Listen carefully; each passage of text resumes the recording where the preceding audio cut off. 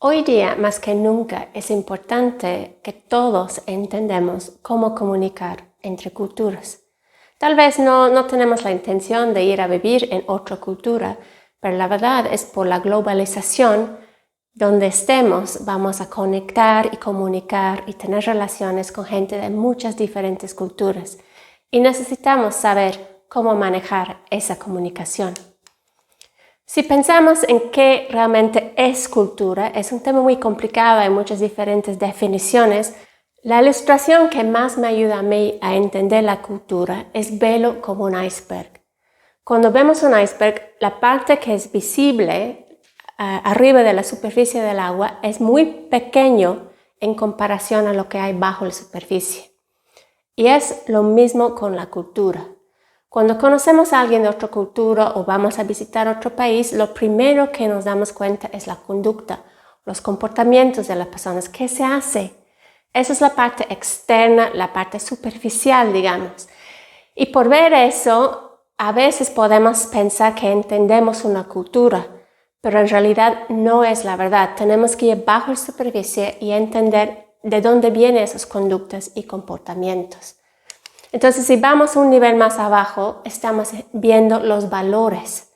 ¿Qué cosas realmente son importantes? ¿Qué cosas consideran ellos que son buenos o malos? ¿Qué es la belleza para ellos? ¿Qué cosas son mejores o peores?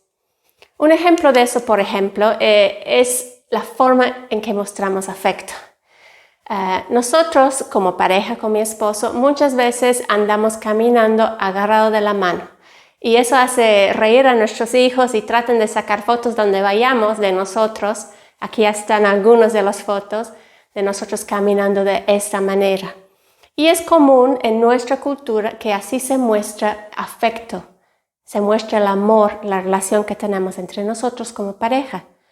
Pero hay otras culturas que dicen que no se puede una pareja agarrada a la mano porque ese tipo de afecto solo se muestra en privado.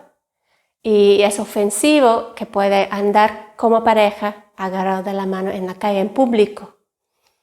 Pero también hay culturas en que es común y normal que los hombres andan agarrados de la mano, como ven en esas fotos.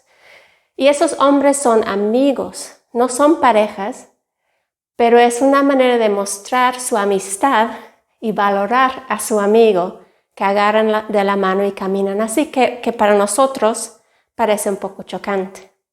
Eso es un ejemplo de los diferentes valores que hay en diferentes culturas. Después de valores tenemos que ir a un nivel más abajo. ¿Cuáles son las creencias de la cultura? ¿Qué es la verdad para ellos? ¿Qué creen acerca de dioses o espíritus? Necesitamos entender ese nivel de la cultura. Y lo más profundo es entender su cosmovisión. La cosmovisión responde a las preguntas: ¿qué es real? ¿Quién soy yo? ¿De dónde he venido? Y la cosmovisión es el corazón de una cultura. Y es la cosmovisión que afecta las creencias, que afecta los valores, que afecta la conducta. Entonces necesitamos ver la cultura en ese paquete. Otra manera de explicar la cosmovisión es que son los lentes que usamos para ver e interpretar al mundo. Y muchas veces nosotros podemos pensar, pero yo no tengo lentes, porque cuando estamos siempre dentro de una misma cultura no cuestionamos nuestra cosmovisión. Es algo que hemos aprendido desde nacimiento y nos parece completamente normal, pero cuando conocemos a gente de otras culturas recién nos damos cuenta que también nosotros tenemos cultura, también nosotros tenemos cosmovisión y nos ayuda a cuestionar nuestra cosmovisión, nuestras creencias, nuestros valores y nuestras conductas. Me encanta también la manera de ver la cultura como una cebolla, en dos sentidos. No sé si les pasa a ustedes, pero muchas veces cuando estoy picando cebollas me hace llorar. Y cuando nos conectamos con otras culturas, cuando tenemos que vivir en otras culturas, muchas veces nos hace llorar. Las diferencias, los malentendidos, las frustraciones nos hacen llorar. Pero la otra característica de una cebolla es que está hecho de capas. Y es lo mismo que estamos hablando de la cultura, son muchas capas y necesitamos pelar las capas para llegar al corazón, al centro de la cebolla, que es la cosmovisión, para realmente entender una cultura.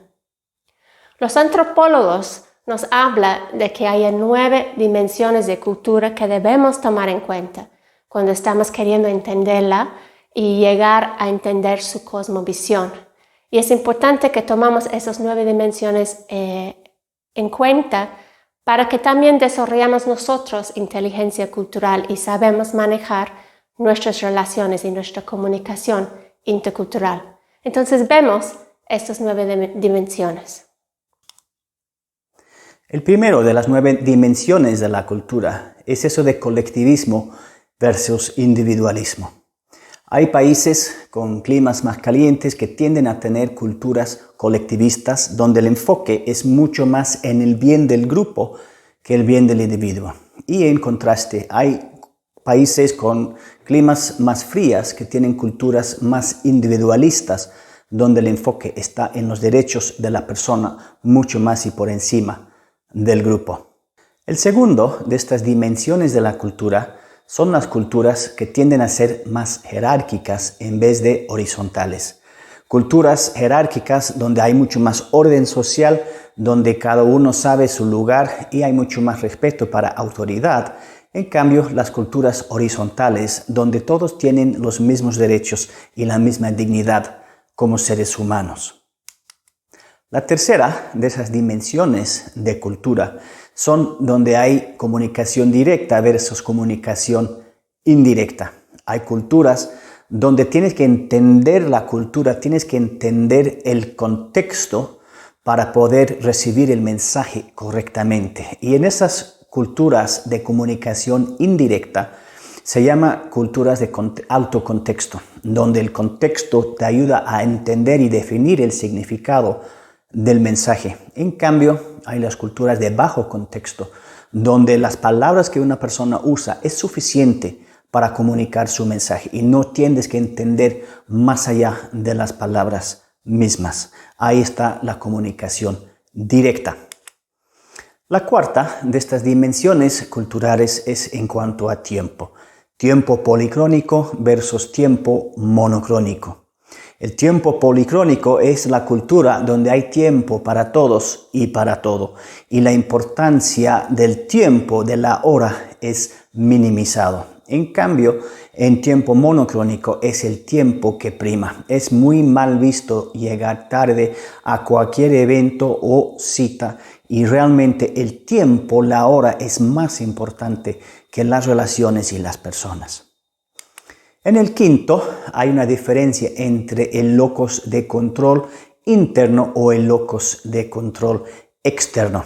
En el locus de control externo son las culturas en que mucho más hay un sentimiento de fatalismo, de que mi lugar en esta cultura, mi vida, mis posibilidades, mi destino ya está predestinado. No puedo yo cambiar mucho lo que es mi destino en mi vida. En cambio, este locus de control interno son las culturas, las personas que piensan yo puedo lograr cualquier cosa, yo puedo lograr cualquier cosa al cual yo pongo mi mente, yo decido mi futuro, yo decido qué va a ser mi vida. Eso es el locus de control que viene desde adentro en vez de algo que lo recibo desde afuera. El sexto de estas dimensiones culturales es donde hay culturas que se llaman masculinas o culturas que se llaman femeninas. En una cultura masculina tiende a haber más diferencia entre los roles de los hombres y las mujeres. Tiende a haber más lo que se llama machismo, donde el hombre tiene un lugar generalmente más importante, la mujer tiende a tener un lugar menos importante y con roles bien definidos. En cambio, en una cultura que se llama femenina, hay mucho más igualdad de género, hay mucho más compartir de los roles y menos diferencia entre lo que uno, en las expectativas en lo que uno u otro tienen que hacer. En la séptima dimensión cultural estamos hablando acerca de la tolerancia para la incertidumbre. En la cultura donde hay baja tolerancia para incertidumbre, tiende a haber una cultura en la cual no le gustan los cambios. Prefiere mantener las cosas como están y tiende a tener un enfoque hacia el pasado, hacia nuestra herencia y nuestros antepasados. En cambio, donde hay una tolerancia alta para la incertidumbre, vemos en estas culturas mucho más un enfoque hacia el futuro y una apertura hacia los cambios. Abrazan los cambios y los ven como oportunidades. En el octavo estamos hablando de lo que es particularista o universalista. Y en las culturas donde es particularista, lo que estamos viendo es que las reglas apliquen bajo circunstancias muy particulares. Un ejemplo clave o claro en mi experiencia es que una luz roja en una cultura particularista depende si vamos a parar o no, cuál es la luz roja en particular, dónde es la coyuntura de los caminos donde está esta luz y en qué hora del día o de la noche esta luz está en roja. Eso define si voy a parar o no. En cambio, en la cultura universalista, una luz roja te para, te frena en cualquier lugar, en cualquier momento, en cualquier hora del día. Siempre es una ley aplicable en la luz roja que te hace parar. Y la última, novena dimensión cultural es eso de vergüenza o de culpa. Y eso va muy de la mano con lo que es la cultura colectivista versus la cultura individualista. Culturas colectivistas tienden a ser culturas de deshonra y de vergüenza. Y lo que pasa es que es muy importante el tema de la honra del grupo, la honra de la familia, y alguien que deshonra la familia del grupo está muy mal visto. En cambio, en las culturas donde la culpa prima, depende de que si yo rompo o no las leyes, si yo como persona estoy agarrado en alguna infracción, eso de la culpa es mucho más fuerte. Entonces eso va con eso de que es el grupo que prima o es el individuo que prima.